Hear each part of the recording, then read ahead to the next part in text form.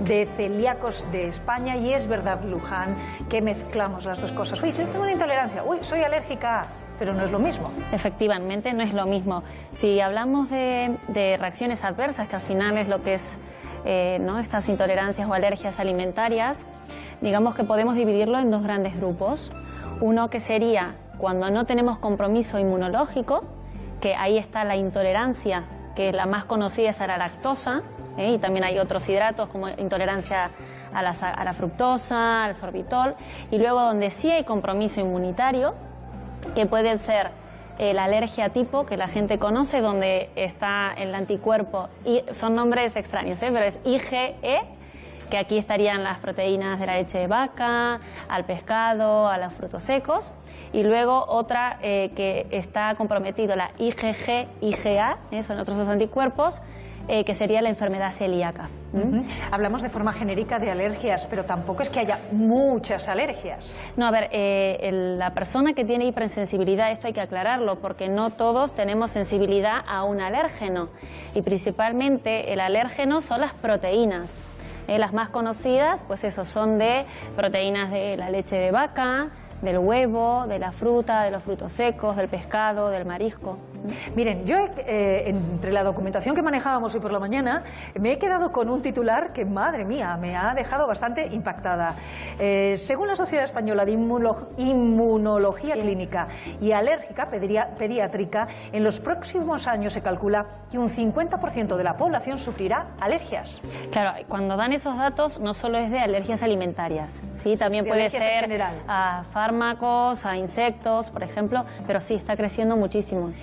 Pero sí es verdad que un 2% de la población sí la sufre. Una alergia alimentaria. Eso es, sí, el 2% de la población tiene alergia alimentaria.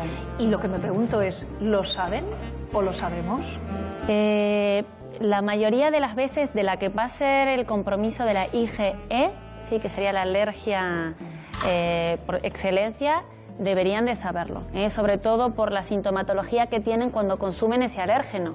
Si hay una persona que es alérgica al huevo, donde hay compromiso, insisto, de la IgE, del anticuerpo inmunoglobulina E, sí se da cuenta por las reacciones, ¿sí? Cutáneas, luego las respiratorias y las digestivas. O sea, que se tiene que, porque aparte puede llevar a, que luego se va a hablar de este tema, a una anafilaxia, que si no se pone adrenalina esa persona puede morir. Claro, la alergia da la cara. Quizá la que no da tanto la cara es la intolerancia y no sabemos que padecemos esa intolerancia. Esto se lo cuento porque probablemente estén en casa en este momento siguiendo Saber Vivir y digan, pues yo a veces tomo algo, una comida que me sienta fatal y no sé muy bien por qué. Pues no se muevan, no se despeguen de la televisión porque les vamos a contar si podrían padecer ya no una alergia, pero sí una intolerancia. Y si tienen dudas, recuerden, 902 40 40 26. ¿Qué alergias alimentarias, se dice alimentarias o alimenticias? De las dos formas. De las dos formas. Bueno, está bien también precisar la nomenclatura. ¿Cuáles son las más frecuentes, Julia? Bueno, Teresa, estoy aquí en la cocina con un bodegón de los productos que más mayoritariamente producen alergias. Por ejemplo, en niños menores de 1 año, el 90% de las alergias están producidas por el huevo, la leche y el pescado. Y ya en adultos se suman el marisco, los frutos secos y las muchas frutas. ¿Por qué? Lo que provoca la alergia siempre es una proteína. Por lo tanto, es la proteína del huevo, de la leche, pescado, marisco y frutos secos lo que da la alergia. Y en el caso de las frutas, pensaréis, pero si las frutas no son alimentos proteicos, pero también tienen proteínas, como es la profilina o la LTP, que es la proteína transportadora de lípidos. Y es a estas proteínas lo que las personas desarrollan esta reacción del sistema inmune, esta alergia. Entiendo entonces, Julia, que cualquier alimento podría provocar alergia. Exactamente, claro. Cualquier alimento podría provocar alergia y normalmente las alergias se desarrollan a los alimentos más consumidos, a los más comunes. A los más comunes. Y no tiene por qué, porque ya lo hemos precisado a lo largo de nuestra vida, no tiene por qué manifestarse en una edad muy temprana. Es decir, puede aparecer, y aquí se lo comento tanto a Julia como a Luján, a nuestra doctora, no tiene por qué aparecer eso cuando eres un crío, te puede aparecer a los 40, 50, 60 años. Sí, lo que pasa que, por ejemplo, las más comunes que son en los niños, que es la del huevo y de las proteínas de la leche de vaca, sí se manifiestan más tempranamente. Lo que pasa que, por suerte, la mayoría de estas alergias en los niños revierten. ¿Qué quiere decir que revierten? Que entre los 7 y 9 añitos dejan de tener esta alergia, ¿sí? Lo que pasa que luego, por ejemplo, si estamos hablando de la enfermedad celíaca, sí se puede diagnosticar a cualquier edad. Vamos a pararnos ahí porque la vamos a abordar a lo largo de este rato de saber vivir. ¿Cuáles serían los síntomas de una alergia alimenticia? Bueno, serían 3 grandes síntomas, ¿sí? Puede ser no necesariamente uno tiene que tomar ese alimento. Hay gente que es muy sensible y puede por inhalación, o sea, por oler, ¿sí?, a ese alérgeno. ¿Por oler? Sí. Hay gente, sobre todo los niños, con el tema del huevo. Si huelen el huevo pueden ya tener estas reacciones. Y luego también por tocar, ¿sí? Por ejemplo, cuando se toca la piel del melocotón. Están viendo en imágenes, además, los podemos repasar aquí, que lo tenemos Eso nosotros es. también al lado. Aparecían 3 tipos de reacción alérgica, que es muy clara, ¿no? Identifica enseguida la existencia de una alergia. ¿Qué es lo que cutánea, la sí, cutánea? o sea, que puede ser con eczemas, básicamente, picor, ¿sí? Luego lo que serían las respiratorias, que también está el tema del asma, rinitis, o sea, picor en nariz, muchos estornudos, y luego la digestiva. En la digestiva puede ser vómitos, diarrea, mucho malestar. ¿Picor sí, en la boca? En la lengua también. ¿En la lengua? Lo que pasa que, y esto también depende de la sensibilidad de las personas, cuando se comprometen 2 de estos, ¿sí? Por ejemplo, el respiratorio y el digestivo, o el cutáneo y el digestivo, está lo que es la anafilaxia. Cuando más de alguno habrá escuchado esto del shock anafiláctico, ¿no? Que, por ejemplo, uno va a un restaurante, pregunta si esa comida tiene mariscos, le dicen que no, porque creen que no, desde luego. Toma ese alimento y sí tenía marisco. En las salsas, estoy pensando, Por muchas ejemplo, veces hay por ejemplo. peligro, ¿verdad? Eso Porque es. tiene un ingrediente que aparentemente tú estás tomando pescado, carne, y no tiene por qué provocarte alergia, pero la salsa sí tiene un elemento que es dañino para tu salud. Les quiero agradecer que estén pendientes, ¿no?, de nosotros al otro lado, que participen. Ayer la verdad es que fueron muchos de ustedes, muchas, quienes nos trasladaron sus inquietudes a través del teléfono. Hemos recibido muchas consultas en este tiempo, desde que finalizó el programa hasta que empezamos, y vamos a intentar atender a todas las llamadas que recibimos. Viene en el tiempo de saber vivir, viene en el ratito de nutrición también, vamos a intentar hacerlo. Y eso es lo que vamos a hacer, abrir la participación en este momento, 1023, 923 en las Islas Canarias. María de Barcelona, ¿qué tal? Buen día. Hola, buenos días. Pues te escuchamos, María, ¿qué quieres saber? Bueno, pues esto, que yo ya dejé dicho ayer en el contestador que hace como un año o un año y pico que desde luego pues yo siempre me habían gustado muchísimo las nueces, incluso de pequeñita parece ser que me salvaron del alimento que tienen, pero ahora pues que no puedo comer ni nueces ni frutos secos en general, o sea, higos y coquitos y estas cosas así, y se me hincha mucho la lengua y entonces pues me duele muchísimo. Después también antes yo pues comía tomate, comía cosas así, pero tampoco, ahora con el ácido tampoco. Y la piña, imposible también, me duele muchísimo la lengua. Y yo digo, no sé, porque ahora al oír el programa he sentido que yo tengo también rinitis y tengo todo lo que es itis de la cara, lo tengo yo también. Digo que no sea que ahora me haya vuelto pues alérgica a todo esto por esta causa también.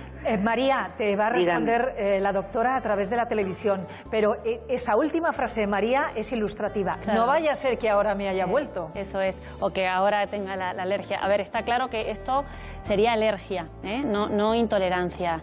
Entonces, lo que es fundamental es ir a un alergólogo, a un especialista, para que se le hagan las pruebas. La primera que se hace es una prueba cutánea, ¿sí?, donde se van poniendo los posibles alérgenos, que por lo que usted comenta está bastante claro, con el tema de las nueces, los higos y algunas frutas. Y luego también se hace la prueba de tolerancia, es decir, que se come ese alimento para ver cómo reacciona el organismo. Esta prueba, sobre todo la de tolerancia del alimento, siempre hay que hacerlo con un especialista en un centro hospitalario por la reacción que podamos tener. Por lo que también comenta, está claro que la sensibilidad de ella es más bien leve, porque solo manifiesta en lo que es la parte de respiratorio, que dijo que ¿Y la rinitis, la lengua. Entonces, bueno, no va más allá, porque hay otras personas que sí tienen esto que decíamos, compromiso de 2 con esto de anafilaxia, donde se cierra la glotis y no pueden respirar. Entonces, recomendación, ir al centro de salud donde la señora se atienda normalmente y pedir consulta con un alergólogo. No es un problema banal. Entiendo, claro, doctora, el que nos acaba de trasladar María, porque ahora solo tiene esa sintomatología, pero si no se cuida, si no va, si no comprueba efectivamente qué es lo que padece, podría ir a más. Claro, efectivamente, y aparte ella lo nota en estos alimentos, pero también puede ser que esté en otros más, que no lo sepa, y de momento se autocontrola con el consumo, porque en realidad, si realmente está esa alergia, tiene que quitar absolutamente estos alimentos. No solo visibles, porque el principal problema en estas alergias e intolerancias es que no están en algo tan simple como la nuez en sí mismo, sino que también pueden estar ocultos en otros... En un pan, por ejemplo, en un bollo, en donde deberían de estar declarados, pero puede que no lo esté. Y el tomate, madre mía. Y que lo consuma. Bueno, las pruebas ya ha contado la doctora, que son esas... La cutánea. La cutánea, ¿hay alguna prueba más o no? Sí, la cutánea, luego se hace también in vitro, es decir, en laboratorio en sangre, que se busca si es positivo o no, que hay unos valores, y luego eso, la tolerancia por vía oral. Pero insisto, claro, que la tolerancia vía oral siempre tiene que ser con un especialista y en un centro hospitalario. Claro, porque uno está en el centro y ingiere los alimentos y ven sus reacciones. Efectivamente. Y una vez que se ha diagnosticado que existe esa alergia, ¿qué tratamiento hay? ¿Basta con no ingerir el alimento? ¿Ya se ha acabado? Es, ya está. ¿Solo? Es decir, en el día a día se tiene que quitar absolutamente ese ingrediente, no solo de lo que es obvio, es decir, quitar la nuez en este caso, sino que tiene que obviamente leer los etiquetados, que por la ley, por el 1169-2011, la industria alimentaria y la restauración tienen obligación de declarar. Bueno, menuda tarea tiene María a partir de ahora. Y si por lo que sea, y termino ya con esto, accidentalmente consume esto, si le da una reacción, pues eso, ¿no?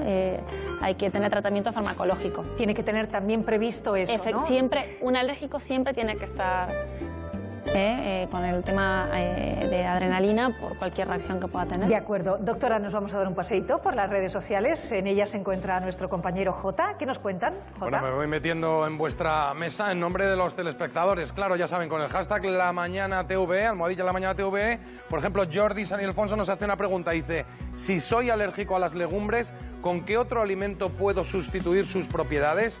Y ya nos da las gracias de antemano, doctora. Bueno, básicamente con otros alimentos que tienen hidratos de carbono, fibra y vitaminas, que tienen las legumbres, que pueden ser las verduras, los vegetales y los cereales, por ejemplo el arroz, el maíz. Entonces, combinando estos dos grupos, no tendría por qué tener deficiencias por no consumir legumbres. Bien, seguimos respondiendo a sus tweets que nos llegan a nuestro Twitter. ¿Usted sospecha que puede tener intolerancia a algún alimento? Yo no sé si han oído hablar alguna vez de la intolerancia al gluten o a la lactosa, lo apuntaba la doctora hace un ratito, ¿no? Vamos a abordar en segundos, en minutos, después de las promociones, estos asuntos, pero antes, fíjate que hablábamos, Pilar, en la farmacia hablábamos de esa reacción, ¿no?, en la piel con granitos que se produce, pues en fin, cuando hemos comido algo que no nos sienta bien o a lo que somos alérgicos. ¿En la farmacia hay algún remedio, Pilar? Sí, por supuesto. Hay unos cuantos, Teresa, como siempre. Por supuesto, muchas veces la urticaria, que viene mediada por esa inmunoglobulina que decía la doctora, la IgE, que llamamos así en plan coloquialmente, provoca... Pues eso, que como abones, me pica la piel. Bueno, pues tanto si es urticaria como si es una alergia, luego vamos a ver todos los productos que hay para quitártelo.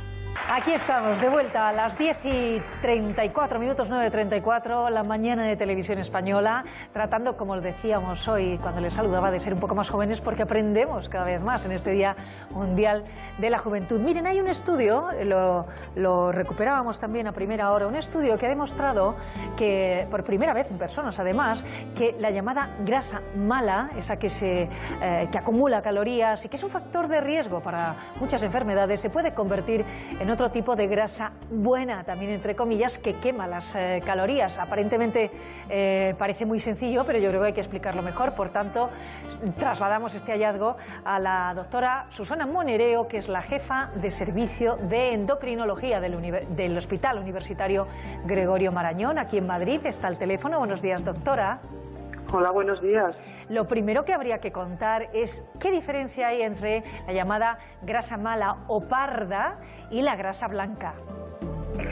A ver, la grasa mala es la blanca y es la grasa que todos conocemos como la grasa de los rollos que nos sale cuando engordamos. Es la misma grasa que tiene el cerdo o que tiene cualquier animal cuando engorda y debajo de la piel se ve un tejido blanco grasiento. La grasa parda o la grasa marrón, que es la grasa teóricamente buena, en teoría, las dos son buenas. Lo decía yo al contrario. Sí, la grasa, en teoría se le llama buena porque es la que gasta calorías, pero la grasa también, la blanca es necesaria para la vida, o sea que tampoco es tan mala. Hay que tener poca, pero es buena. Entonces esa grasa marrón es una grasa que hay muy poquita y que se encuentra normalmente pegada a las vísceras y a la columna vertebral. O sea, es una grasa que tienen los niños cuando nacen, pero que con la edad la vamos perdiendo. Digamos, sin embargo... Sí. No, decía, es que le interrumpo porque estamos viendo unas imágenes donde hay una persona, tenemos, en fin, personas que se están así apretando la tripilla, para que lo tengamos claro. Esa es la blanca, ¿no? Apretamos la tripa, ¿esa es la grasa blanca? Esa es la grasa blanca, la grasa que hay debajo de la piel, la de los rollos. La de siempre, la que nos estorba. Ya, le había interrumpido. Y luego, eso es, luego hay una especie de grasa especial, que no es una grasa normal de esa blanca que se ve, sino es una grasa que normalmente está pegada a las vísceras, al riñón, al hígado, está pegada a la columna vertebral. Y esa grasa tiene la propiedad de quemar muchas grasa, o sea, de ser metabólicamente muy activa, y lo que hace es que genera mucho calor a expensas de quemar grasa. Es como si fuera un motor que quema mucha gasolina. Para explicar en qué consiste el estudio o qué es lo que ha logrado el estudio, sé que se ha puesto en práctica en personas que tenían quemaduras graves, ¿verdad? Ahí está, esa grasa, la grasa buena, la grasa parda, la grasa marrón, es una grasa que aparece en situaciones de estrés máximo. Por ejemplo, en grandes quemados que liberan mucha adrenalina y necesitan generar mucha energía para poder vivir. También aparece en situaciones de mucho frío.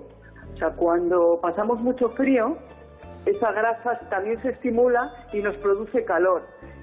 Entonces, en situaciones de estrés máximo, esa grasa se pone en marcha. Y lo que se ha visto ahora es que parte de tejido graso que está alrededor de esa grasa, que es blanco, en situaciones de estrés máximo se puede convertir en marrón. ¿Y eso cómo se traduce en las personas sanas? ¿Qué beneficio puede tener? Bueno, pues que engordaríamos mucho menos. O sea, si tuviéramos más cantidad de tejido marrón, que es el que gasta calorías, seguramente primero no tendríamos frío y luego mantendríamos el peso mucho mejor. Qué bien. Entonces se está pensando si hay sustancias químicas que imitan esa situación de estrés y que tomadas sean capaces de estimular esa grasa marrón. Ahí es donde estamos. Ahí está. Qué bien lo ha explicado. Gracias, doctora Monereo. Vale. Lo hemos entendido fenomenal. Que tenga buen día. Gracias por atendernos. Un abrazo. Gracias. Interesante, ¿verdad? Lo que nos ha contado Luján. Nos vamos a Twitter también en este momento. Allí está Jota, convirtiéndose en portavoz de los que están en casa. Sí, están llegando muchas preguntas. Vamos a intentar contestar a las máximas posibles. Las que no, luego se las pasamos a la doctora, que amablemente nos las contestará y se las enviamos. Nos han llegado dos que parecen bastante interesantes. Una de Rose, que dice: buenos días, cuando como marisco se me inflama el labio y me pica la garganta. La pregunta es, ¿puede ser alergia o intolerancia? Nos manda un saludo y aquí abajo tienen otro de Teresa Pilar, que dice: ¿por qué no puedo tomar ajo, cebolla y pimientos? Porque dice que no le causan alergia, pero le sientan mal. Pregunta, doctora, si podría ser intolerancia. Gracias. Primero, marisco. Sí, marisco. Está claro que es alergia. El segundo habría que ver. También da a pensar que es alergia. Consulta al alergólogo. tiene que hacerse las pruebecitas de las que estamos hablando. Yo tengo una amiga, es que cuando han contado lo del marisco, tengo una amiga que lo pasa fatal con el marisco y últimamente también con el vino blanco. Ah, bueno, eso es curioso, pero bueno, al final el vino blanco es de una fruta, ¿no? Que es de la uva, y podría ser también. Bueno, vamos con las intolerancias, porque creo que la alergia ha quedado muy clara y de las intolerancias de las que hemos hablado se ha deslizado, creo que en algún momento, la intolerancia al gluten. ¿Qué es? Sí, en realidad digamos que siempre se ha dicho intolerancia al gluten, pero sería como algo intermedio, ¿vale? O sea, como intolerancia claramente está lo que dijimos, la lactosa. Y el gluten sí tiene compromiso el sistema inmune. Lo que pasa es que está mediado por otras IgG, otros anticuerpos. ¿Qué es el gluten? El gluten es una proteína que principalmente está en un cereal que es muy conocido aquí, que es el trigo, y luego también en la cebada, centeno y en híbridos. ¿Qué ocurre? Que la persona que tiene enfermedad celíaca, el tóxico es esta proteína que es la gliadina. Entonces, cuando lo toma, le da esta reacción, tiene esta hipersensibilidad y como consecuencia daña la mucosa intestinal y cuando comen los alimentos, en vez de incorporar a los nutrientes, no absorben estos nutrientes. Entonces, como consecuencia de eso están los síntomas y signos que presentan. La enfermedad celíaca, ¿en qué consiste? Bueno, mejor dicho, ¿qué síntomas, ¿en qué consiste y qué síntomas? ¿No? Bueno, primero que nada es eso, es una mala absorción de los nutrientes. Se puede diagnosticar a cualquier edad, esto es importante resaltar porque puede haber casos de 80 años que sean diagnosticados y que nos ocurre. Síntomas, el problema está en eso, que no es tan fácil de ver, principalmente en adultos. En niños es muy fácil porque cuando se empieza a introducir los alimentos, los médicos, los pediatras, ven que cuando incorporan a productos con gluten, empiezan a tener pues eso, problemas en el aparato digestivo, no crecen en talla, cuando hacen análisis en sangre tienen muy bajo el hierro, entonces en niños es más fácil de diagnosticar. Adultos, no siempre se tienen los típicos síntomas y se pueden confundir con otras enfermedades de tipo digestivo. Por eso que es tan complejo. ¿Como una gastritis, por ejemplo? No tanto gastritis, sino que otras enfermedades como pueden ser colitis ulcerosa, enfermedad de Crohn. Entonces, por eso es que es tan complicado de diagnosticar. Miren ustedes, los datos son contundentes. En España hay entre 500.000 y 900.000 celíacos. Mi pregunta, ¿lo saben? No, la prevalencia es muy alta para una enfermedad crónica, o sea, estamos hablando del 1% de la población y el problema es ese, que no lo saben. Entonces, cuanto más tarde el diagnóstico, más daño en el organismo hay, que en muchos casos es irreversible. Por ejemplo, en los huesos. Como no se absorbe el calcio, podemos tener mujeres con 30 a 40 años con osteoporosis muy avanzada y ese hueso que se ha dañado, aunque se quite el gluten, no se recupera. Miren lo que les digo, no se muevan de la televisión, no se despeguen, porque efectivamente, bueno, nos podemos encontrar que hay personas que nos estén viendo que no saben exactamente qué es lo que tienen y podrían tener una celiaquía. La prueba de detección es muy fácil, creo. Sí, lo primero que nada es un análisis en sangre, ¿vale? Buscan unos valores que son característicos. Y luego, obviamente, la exploración clínica, la exploración física. Y en base a eso, luego se decide si hay que hacer o no una biopsia intestinal. Es decir, hay fórmulas también muy directas para detectarla, con un simple análisis. Efectivamente, un análisis en sangre donde se incluyen unos indicadores. Creo que tengo a Julia. No, atiendo a María, lo que me digáis. Tengo a María. María, buenos días desde Girona. Buenos días. ¿Cómo se encuentra? Bien. Bien. Bueno, la escuchamos. Pues yo hace tiempo que me hice unos análisis yo por mi cuenta, porque no me los hacían en el ambulatorio, y me hice unos análisis para esto de las alergias y eso. Y me salió que, por ejemplo, que no podía comer nada que tuviese harina, ni de trigo, ni de cebada, porque dice que tengo alergia a la proteína del trigo.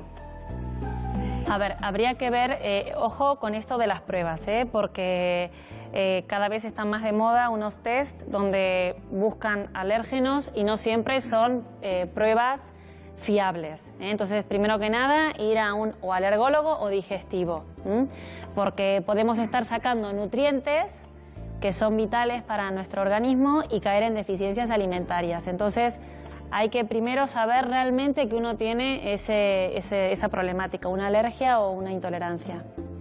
Y, no sé si sigo teniendo a María al teléfono. Sí. Que yo lo que quería saber es, ¿dónde me tengo que dirigir para que a mí me hagan unas pruebas que sean fiables, que yo me pueda, o sea, comer coma lo que pueda comer, vaya? Claro, que no tenga, de alguna manera se lo está o te lo está contando Luján. Claro, eso es. ¿Qué tendría que ir? ¿A su médico de familia? ¿O? Claro, depende un poquito de la sintomatología, pero primero que nada, efectivamente, a la atención primaria, al médico de familia, para que él vea en base a eso si es alergólogo o digestivo.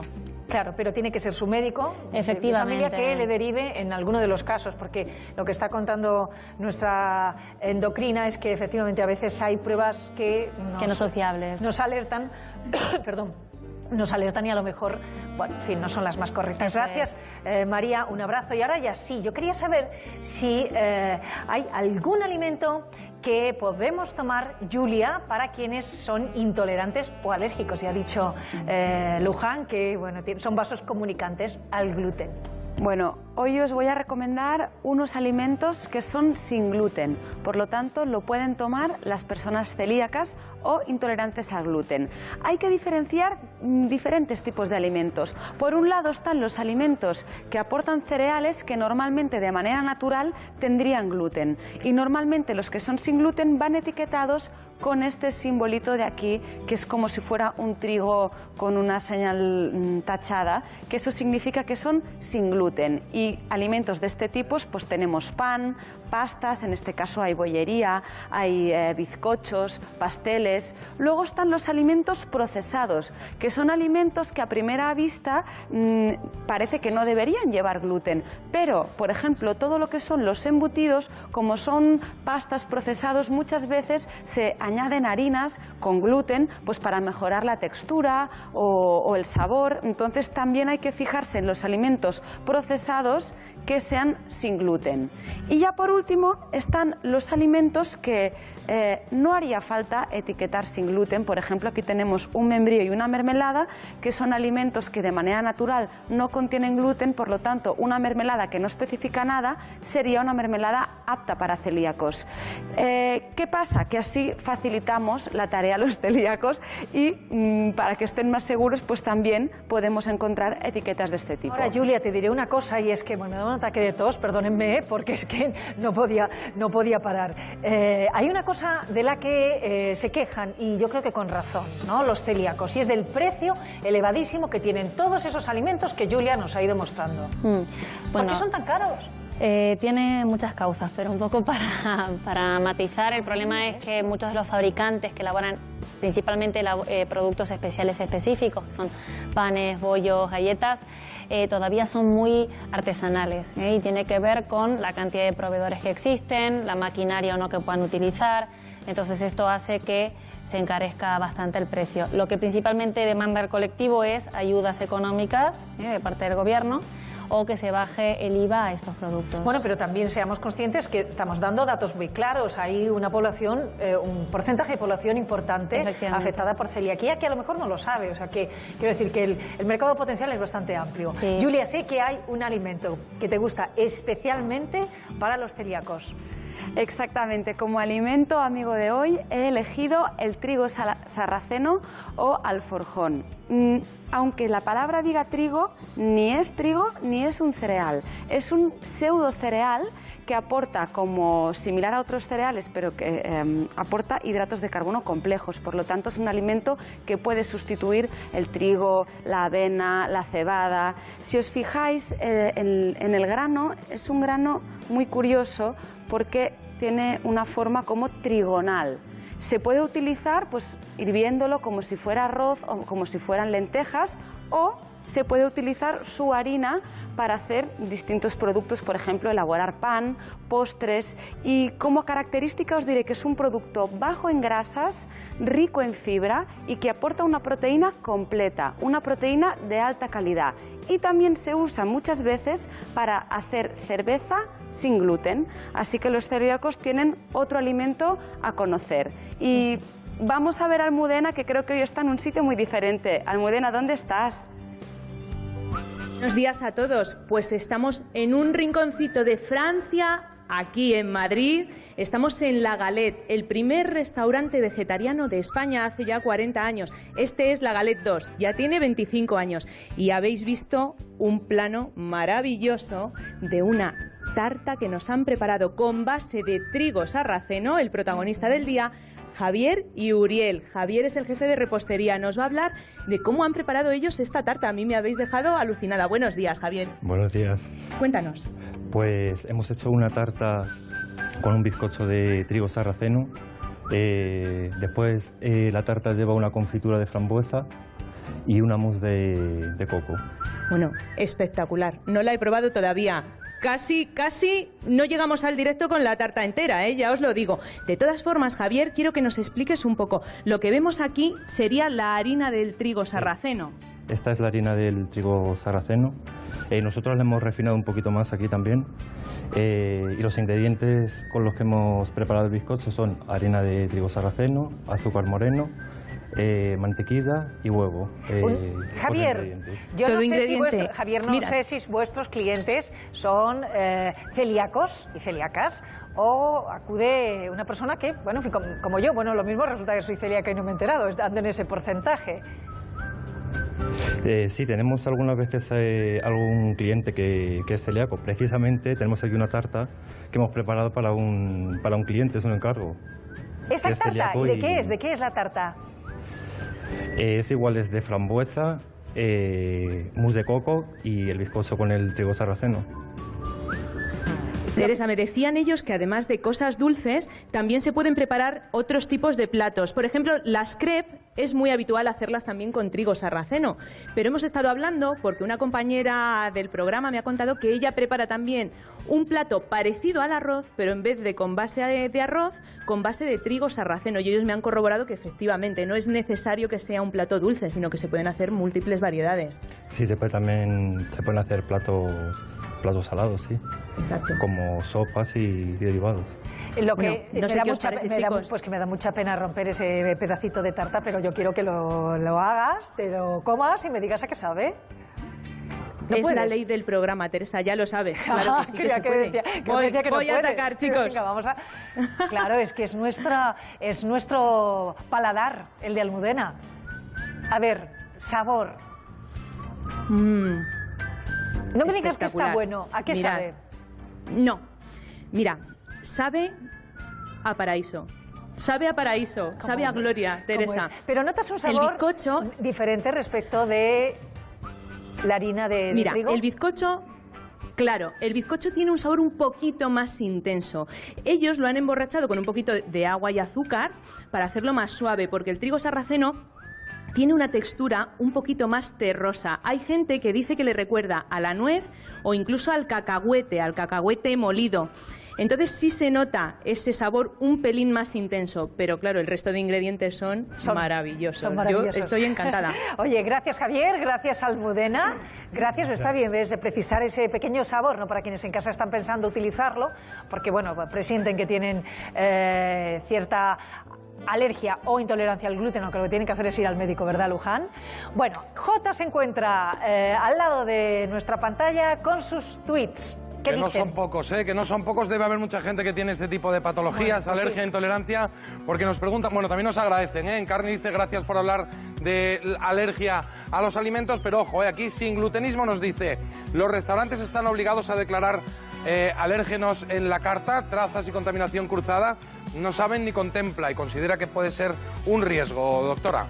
Así es, como dijimos antes, la normativa 1169-2011 obliga a los establecimientos, restaurantes, hoteles y demás a declarar los alérgenos. El tema aquí es muy complejo porque no siempre se contempla justamente la contaminación de elaborar esos ingredientes, ¿sí? Porque uno puede partir de 5 ingredientes, pero lo tiene que preparar. y por ahí en la mesada o con ciertos utensilios podemos contaminar con otros alérgenos. Entonces es muy complejo. Más tweets. Venga, pues está preguntando mucha gente sobre los lácteos. Vamos a hablar en un momento de eso, lo digo porque vamos a responder seguro a muchos tweets que están llegando, pero en este caso no ese es el tema. JL Pereira dice, para saber vivir, ¿qué fiabilidad tienen los análisis que hacen algunos laboratorios para detectar las intolerancias? Y pone precio 400 euros. Habéis hecho una referencia a esto antes también, ¿verdad? Sí, pues retoma Luján. Eso es que hay lugares donde está cobrando esa cuantía y realmente luego no son de fiar. Entonces lo mejor es a la Seguridad Social o donde uno tiene su médico y que se haga lo tradicional, que es un análisis en sangre, que es el de toda la vida. Ahí está. ¿Qué es la lactosa? Que nos están preguntando ustedes por la leche y con motivos. Bueno, la lactosa es un disacárido, es decir, es un hidrato de carbono que está compuesto por 2 monosacáridos. Es decir, que si uno con una tijerita, que es la lactasa, corta a la lactosa, obtenemos glucosa y galactosa. Ajá, porque mezclamos, ya lo he entendido, ¿no?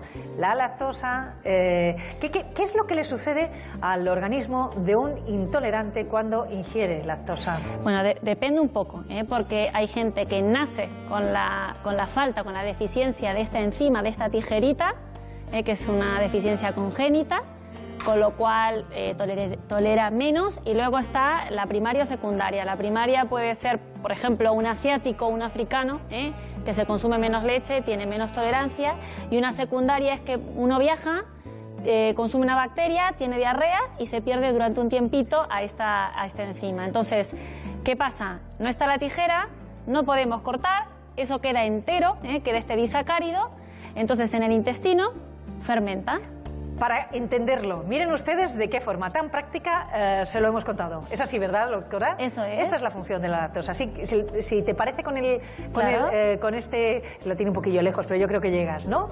Eso es. Cuando uno toma leche de vaca, ¿sí? Lo que incorporamos es el hidrato de carbono, que es la lactosa, que está formada por 2 hidratos de carbono, que serían la glucosa y la galactosa.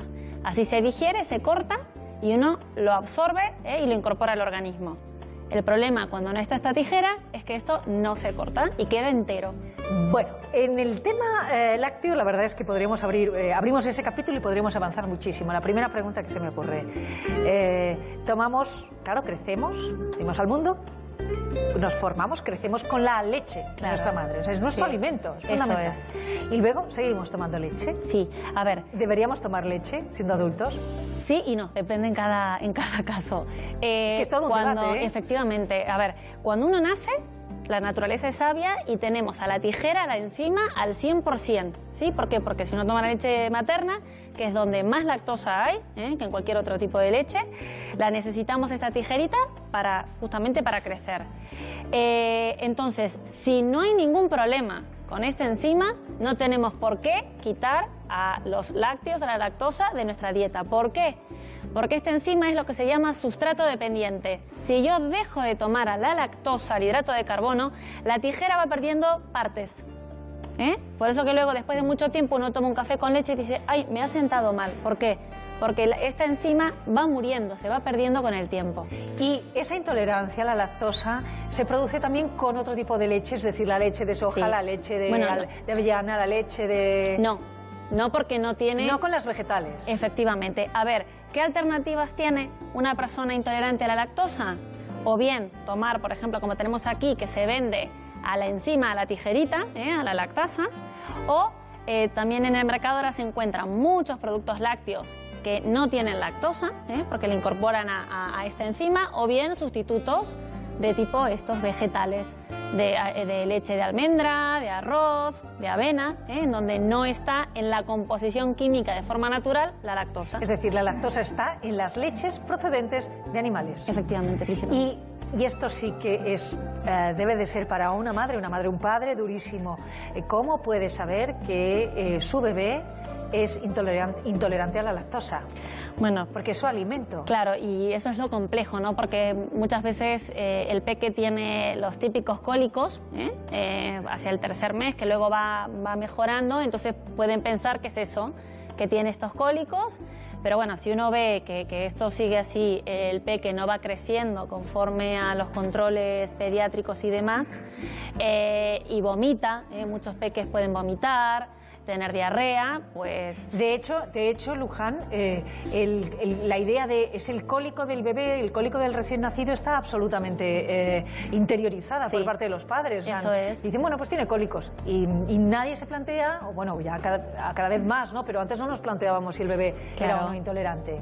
Entonces, lo que hay que hacer es eso. Los cólicos tienen que revertir a X meses.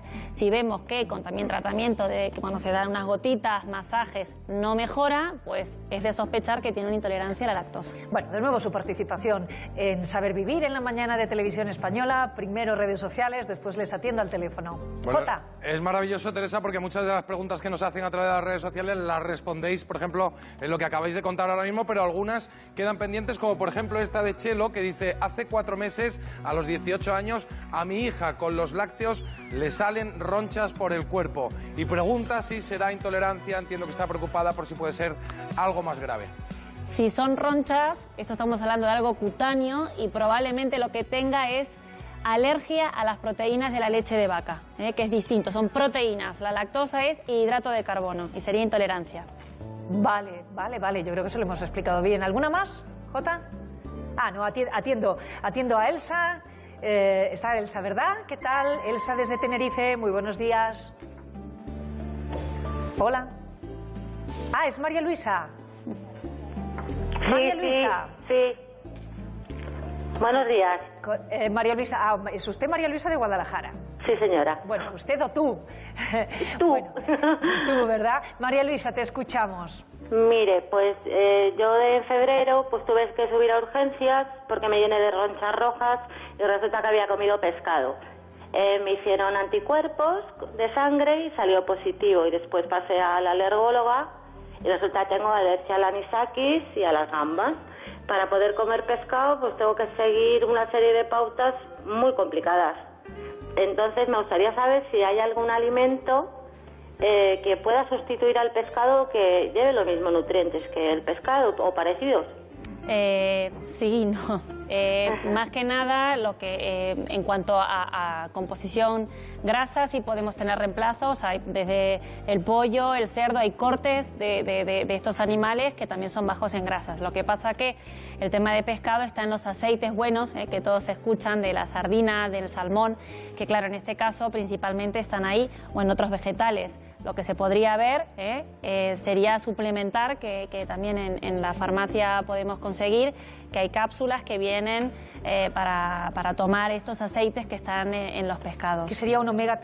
¿no? Omega, sí, los omega 3, sí. Los omega 3. Sí, sí. Y al hilo de lo que contaba María Luisa, ella ha desarrollado, ¿no?, una patología muy concreta, le decimos el anisakis. ¿Va a superarlo o o el resto de su vida va a tener que limitar la ingesta de pescado? Normalmente las que revierten, que como comentamos antes, son las del huevo y proteínas de leche de vaca en los peques entre los 10 añitos.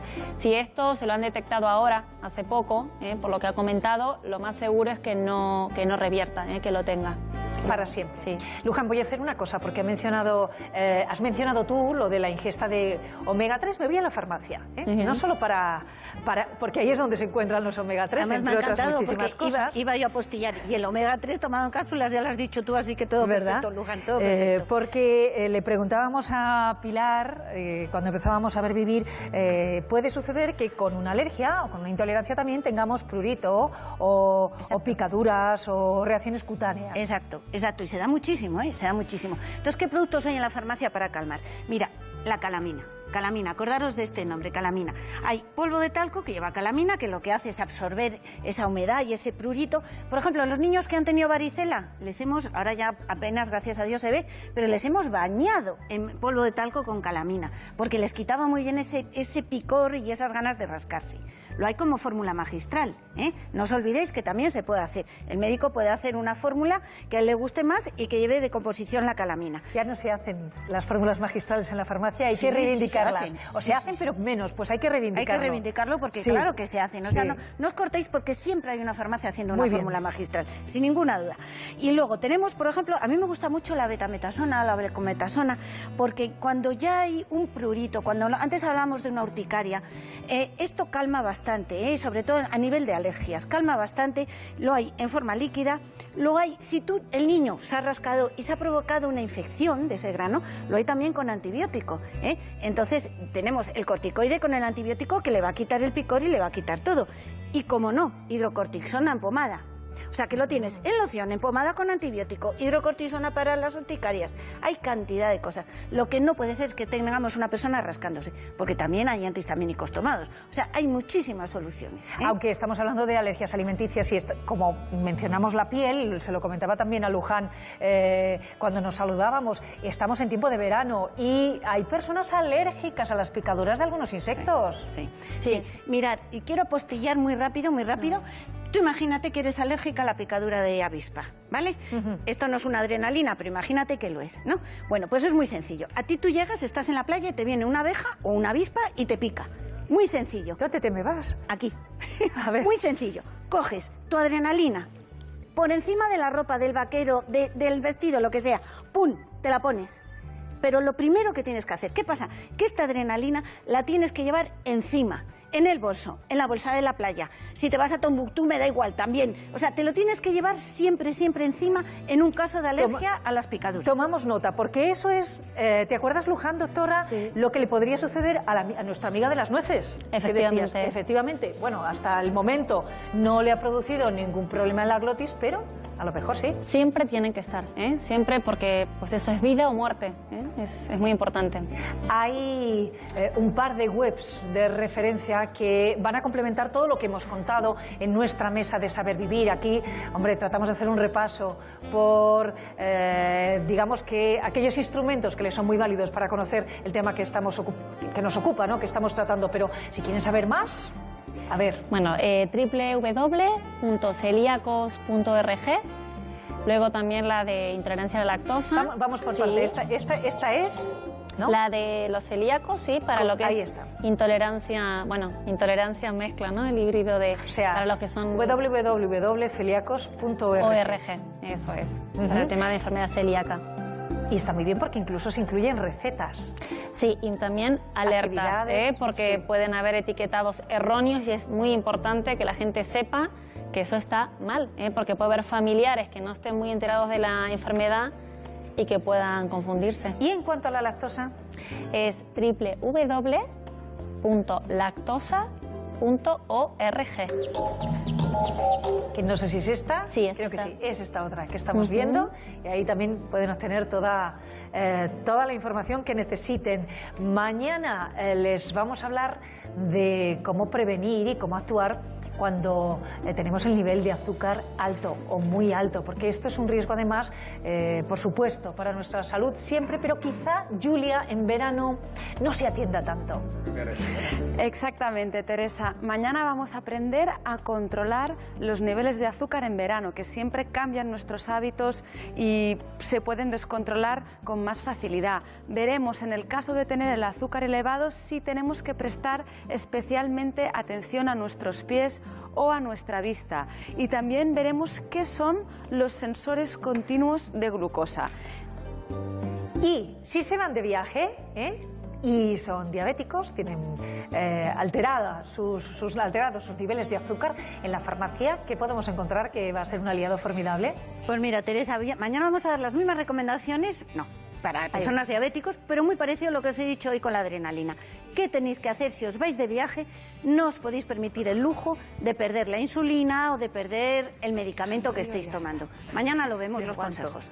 Lo haremos. Les quiero recordar que dentro de unos minutitos vamos a tener nuestro tiempo de nutrición, atendiendo a todas sus llamadas. ¿Se acuerdan lo que les contábamos el viernes pasado? Las 5 comidas al día. Nos han comentado muchos de ustedes ya, pero es que yo no tengo la vida tan organizada como vosotros comentáis. Trabajo tengo horario intensivo, no puedo parar o estoy de vacaciones. En cada uno de esos supuestos les vamos a dar y a ofrecer posibilidades para abordar sus 5 comidas, ya saben, dentro de un ratito, tiempo de nutrición con Julia, atendiendo llamadas 902 40 40 26 o por supuesto lo que nos envíen ustedes a través de nuestras redes sociales, hashtag, es decir, almohadilla La Mañana TVE.